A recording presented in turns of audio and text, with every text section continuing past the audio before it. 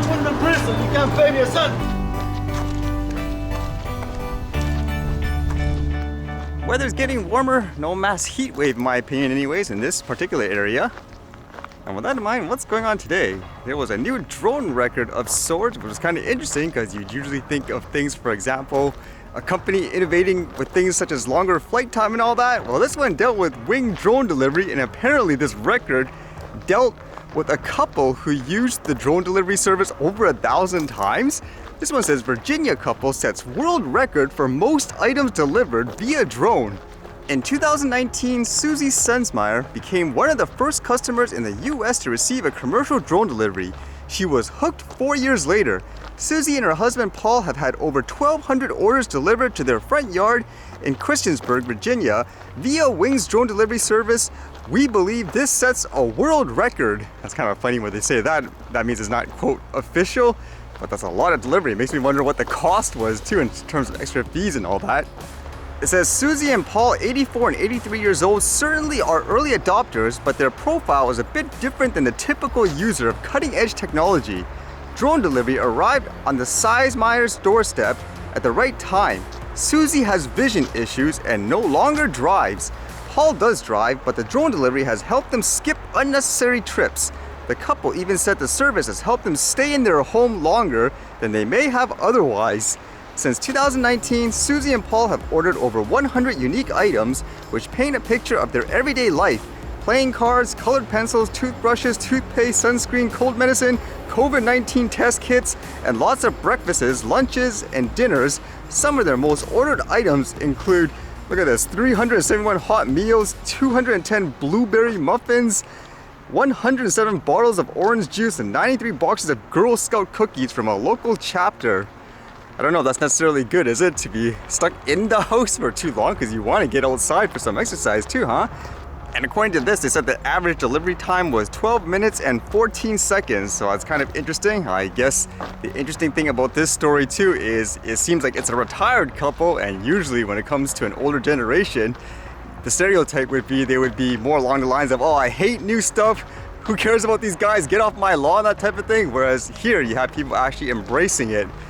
I'm actually wondering again what the fees were actually, if there were any anyways, in terms of having this delivered by drone, because in a lot of places you have to pay a premium fee of sort. But expect this to be normal, I guess, in the future, I would imagine anyways. Are they prepared for things like the weather and stuff? I'm actually curious in this case, where there are days where they wanted to use it, but oh, I can't do it because it's raining too hard or something like that. From the good use of the tech, how about a bad one? This kind of relates, it sounds like that story I read yesterday where drones were being used to drop bombs during war. And if this is true, it's kind of interesting because this one here says Ukraine uses ChatGPT and 3D printing for drone bombs. So they indicate here 3D printing innovations and weaponry. There are a lot of small groups inside and outside of Ukraine that are designing custom candy bombs which mix a container, explosive, shrapnel, and sometimes other components. According to one soldier talking to The Economist, there might be 200 or so groups making as many as different types of explosives ordnance. The wide range of contributors is a testament to the fierce enthusiasm of the defenders of Ukraine, but it might not be best for efficiency. Thus, efforts are now ongoing to reduce the number of bomb types and their production methods. A very common crucial component of the bomb is its casing or container. This is a component that isn't easy to buy, but is readily manufactured by 3D printing enthusiasts. So what would you think of that? I've only ever gotten an item 3D printed once. That was just for the little cover for my thermal camera. And from what I gather, virtually anyone could upload, for example, some kind of design, and as long as you have a printer, you can print it out. So because of that, people are using it like here, or things like bombs or weapons. What would you say? Would you agree if someone said, okay, now we need to restrict 3D printers, they need to be licensed and registered and all that? Either way, people use tech in a good or bad way, and you can't be over the top in my opinion. And this was kind of interesting. As you guys know, usually when I walk around, I see a lot of wildlife. Lately, there's been a lot of raccoons, and here it sounds like they want to actually research them more. This one says, UBC researching brain power of, quote, trash pandas wants help from Vancouver residents. So what's this about, huh? It says researchers at the University of British Columbia want help from Vancouver residents as they study the smarts of one of the city's most notorious critters, the quote, trash pandas, which is a raccoon. It says the university's urban wildlife project is in search of backyards where it can set up humane traps, microchip the raccoons under sedation, then place a variety of puzzles in the yard for them to solve. Would you agree with that in terms of doing the experiments on the raccoons and so forth? Researchers will record the raccoons' responses on camera as they respond or don't respond to 5 tests designed to assess memory, learning, self-control, and other critical skills. They are surprisingly very understudied, but one thing we do know is that they're super, what we call behaviorally flexible, said Hannah Grebling, a doctoral student at UBC's Faculty of Forestry. What our research is hoping to figure out is get a better understanding of their behavior and their cognitive ability or their intelligence, and how that can help us promote coexistence with raccoons and other urban wildlife in the future. It's kind of interesting. Would you actually volunteer for that if you had raccoons in your backyard? I know it's completely different, for example, where when I see animals like the wildlife, they're here in the quote wild, in the nature, so there's different reactions. These ones actually, they do recognize people, just from what I gather anyways, whereas I can imagine when they're around someone's home, they would be treated more as a nuisance, probably destroying property and all that. So it makes me wonder, would you actually be willing to participate in this study if you had quote raccoons in your backyard?